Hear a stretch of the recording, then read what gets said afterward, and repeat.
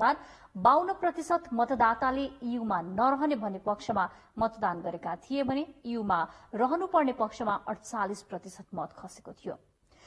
बेलायतमा भएको जनमत संग्रहमा युरोपियन युनियनसँग आबद्ध नरहने पक्षमा बहुमत आएपछि नेपालमा पनि त्यसको केही असर पर्ने टिक्का टिप्पणी भइरहेका बेला आज हामीले अर्थविद स्वर्णिम वाग्लेसँग यसबारे कुराकानी गरेका छौं। बेलायत युरोप र अन्य विकसित मुलुकहरूको लागि यो ठूलै झट्का हो। नेपाल जस्तो अल्प विकसित मुलुकहरूमा चाहिँ यसको प्रभाव कालान्तरमा देखिन्छ। यसको कारण के हो भन्दाखेरि युरोपेली संघको संवैधानिक आधार भनेको लिस्बन सन्धि हो, सन् 2009 मा कार्यान्वयनमा आएको। त्यसको दफा 50 ले नै करिब 2 वर्षसम्म चाहिँ यो एक्जिट नेगोसिएसन को समय लाग्ने भनेर कल्पना गरिएको छ। त्यसैले अर्को 2 वर्षसम्म तुरुन्तै प्रभावहरू नदेखिन सक्छन्। तर हामीले नेपालको कोणबाट हेर्दाखेरि चाहिँ 5वटा च्यानलमा यसको के प्रभाव हुन सक्छन् भनेर हेर्ने हो। नम्बर 1 अन्तर्राष्ट्रिय व्यापार, इन्टरनेशनल ट्रेडको च्यानल। अहिलेसम्म बेलायतका अन्तर्राष्ट्रिय व्यापार सम्बन्धहरू सबै युरोपेली संघले निर्धारण गर्दै आएको थियो। अब बेलायत आफैले नै मौलिक खालका आफ्नो स्वतन्त्र अन्तर्राष्ट्रिय व्यापार सन्धिहरू गर्नुपर्ने हुन्छ। नेपालको निर्यात चाहिँ अहिलेसम्म एकपक्षीय सहुलियतपूर्ण सम्झौता युरोपेली संघसँगको एभ्रिथिङ बट आर्म्सबाट निर्देशित थियो।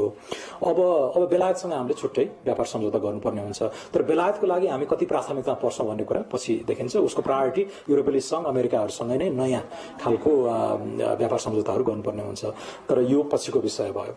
नम्बर 2 लगानी हो। लगानीमा यसले खासै असर गर्छ जस्तो मलाई लाग्दैन। सर्ट टर्म क्यापिटल फ्लोज, यो अल्पकालीन पुँजीको प्रवाहमा हामी मिसिया छैनौं। दीर्घकालीन पुँजीको लागि सन् 1993 कै बाइलाटरल इन्भेस्टमेन्ट ट्रिटी छ, यसमा कुनै चेन्ज आउँछ जस्तो मलाई लाग्दैन। तेस्रो पर्यटन हो। पर्यटनमा चाहिँ अब यो मुद्राको अवमूल्यन भयो भने, स्टर्लिङ पाउन्डको अवमूल्यन हुँदाखेरि चाहिँ पर्यटन पनि आयात सेवाको आयात हो। त्यसैले यो चाहिँ महँगो हुन्छ बेलायतीहरूको लागि। त्यसैले उनीहरू सस्तो गन्तव्यहरूको खोजीमा चाहिँ नेपालमा आउने संख्या बढ्न सक्ने एउटा आकलन गर्न सकिन्छ। अहिले 35,000 40,000 वार्षिकमा ब्रिटिसहरूको आगमन भइरहेकोमा यो बढ्ने सम्भावना पनि देखिन्छ। चौथो च्यानल भनेको आप्रवासन र विप्रेषणको च्यानल हो। युरोपेली संघकै मान्छेहरूलाई कोटा अन्तर्गत लिनुपर्ने बाध्यता अब हट्यो। त्यसैले अलिकति हाई स्किल्ड र सेमी स्किल्ड मान्छेहरू गैर युरोपेली नागरिकहरूको लागि पनि ब्रिटेनमा गएर काम गर्नको लागि अझै खुकुलो सहज वातावरण हुन्छ कि भन्ने आशा गर्न सकिन्छ। तर लेस स्किल्ड र गैर न्यायिक अथवा गैर कानुनी च्यानलबाट छिरेकाहरूमा चाहिँ बढी कडी कडाउ हुने अनुमान गर्न सकिन्छ। पाँचौं भनेको वैदेशिक सहायता हो। बेलायत अहिले हाम्रा द्विपक्षीय विकास साझेदारहरूमा नम्बर 1 छ। अब युरोपेली संघको नीति र त्यो सञ्जालबाट उभाएर आएपछि उसले स्वतन्त्र किसिमले आफ्नो रणनीतिक हित अनुकूल वैदेशिक सहायता दिने भावनाले उसले कमनवेल्थ कन्ट्रिजहरूलाई फोकस गर्छ र कमनवेल्थकै लेन्सबाट नेपाललाई पनि लगभग हेर्ने हुनाले हामी कहाँ पनि वैदेशिक सहायता बढ्ला नै घट्ने चाहिँ सम्भावना मैले देखाएको छैन।